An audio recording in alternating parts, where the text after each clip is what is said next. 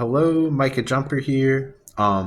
Admittedly, I may have procrastinated on this project, so I've kind of had to figure out what to do.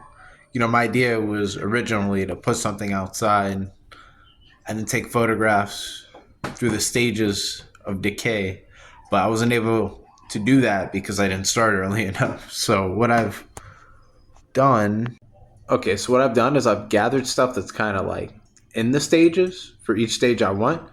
Obviously these limes are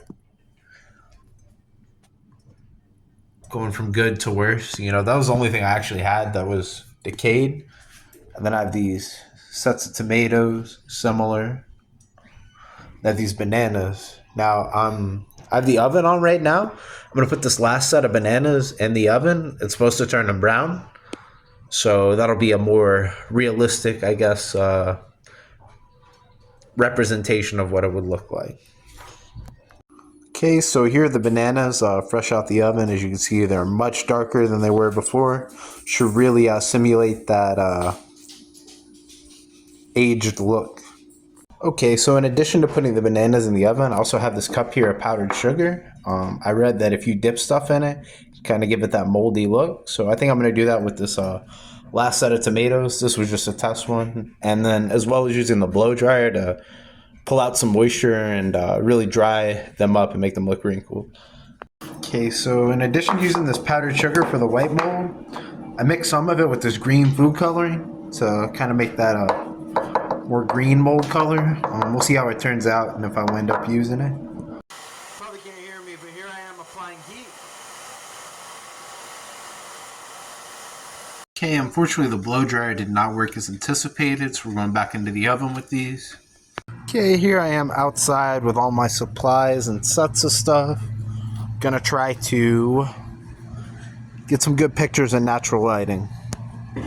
So I was able to achieve like a more bruised look on these bananas literally just by slapping them up a little bit, That's how this one got so bruised in the center. And, that's quite a bit more aged than those, I would say.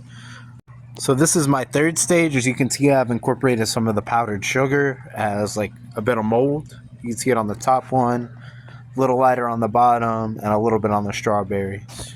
Okay, so here is my final image. As you can see, this is where I used the green dye mixed with powdered sugar and then the regular powdered sugar to add a mold-like effect. Now, if you look on this lime right here, that is real mold on the lime. So I really just tried to mimic that with the powdered sugar, but that is actually a real patch of mold. These are all artificial. Unfortunately, with the green, whenever it makes contact with water, it kind of turns back into that artificial color. But I did my best. So there's that.